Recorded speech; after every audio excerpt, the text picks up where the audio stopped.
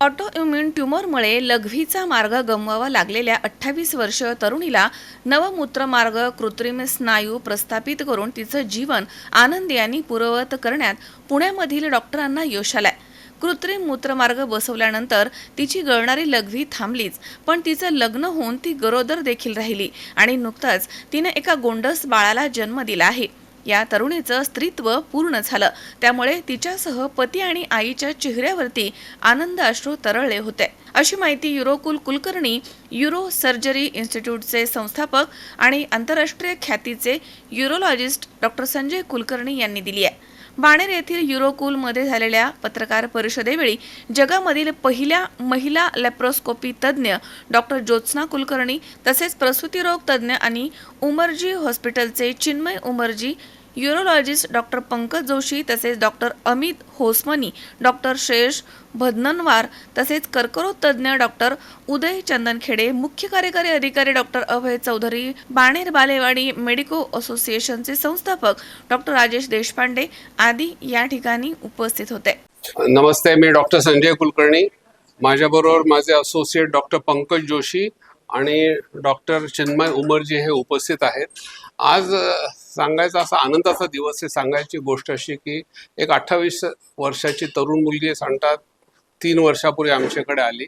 तिला लघवीच्या जागी सांडपणे ping pong ball एवढी एक गाठ होती आणि तिला इम्युनोथेरपी ट्रीटमेंट, बायोप्सी आणि इम्युनोथेरपी ट्रीटमेंट दिल्यानंतर ती गाठ विरघळली, पण ती गाठ आपल्याबरोबर त्या स्त्रीचा लघवीचा मार्गही घेऊन गेली.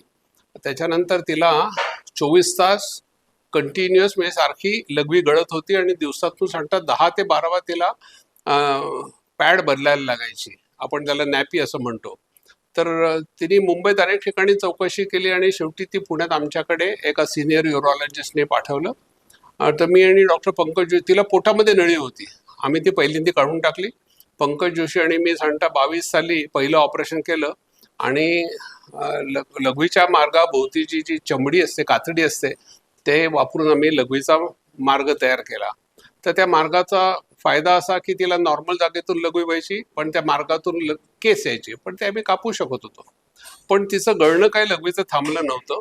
सांगता 6 महिने गेल्यानंतर आम्ही कृत्रिम स्नायू, ज्याला आर्टिफिशियल स्फिंक्टर म्हणतात, त्याची किंमत सांगता 7-8 लाख रुपये असते. तर तो आम्ही लघवीच्या तोंडाभोवती घातला. त्याला ब्लॅडर नेक असं म्हणतात. ओपन ऑपरेशन करून अतिशय अवघड ऑपरेशन होतं आणि ते झाल्यानंतर पेशंट पूर्ण बरी झाली, म्हणजे तिचा लघवीचा कंट्रोल परत आला. ती डॉक्टर चिन्मय उमरजी आणि आता संजय सरांनी सांगितल्याप्रमाणे ती गरोदर झाल्यानंतर साधारण 12 आठवड्यापासून म्हणजे 3ऱ्या महिन्यामध्ये ती यायला लागली आणि मग 3ऱ्या महिन्यामध्ये आपण काही गोष्टींची पूर्वसूचना घेण्याचा प्रयत्न केला. काही आधुनिक टेस्ट्स असतात, जसं पॅपे आणि PLGF नावाच्या हॉर्मोन्स आपण तिच्या पाहिल्या आणि तिला प्रेग्नन्सीत BP येणार का, शुगर येणार का, तिची प्रीमॅच्युअर डिलिव्हरी होणार का, याचा अंदाज घ्यायचा प्रयत्न केला. ह्या मुलीला योनी मार्गाच्या इथे बऱ्यापैकी सर्जरीज झालेल्या होत्या, त्यामुळे संजय सरांच्या मार्गदर्शनाप्रमाणे आपण आधीपासूनच ठरवलं होतं की हिची शक्य तोवर अंतर्गत तपासणी म्हणजे इंटरनल एक्झामिनेशन जी आपण करतो ती टाळायची आहे आणि मग त्याच्याकरता सोनोग्राफीच्या माध्यमातून आपल्याला कुठल्या कुठल्या गोष्टी करता येतील त्या पाहिल्या.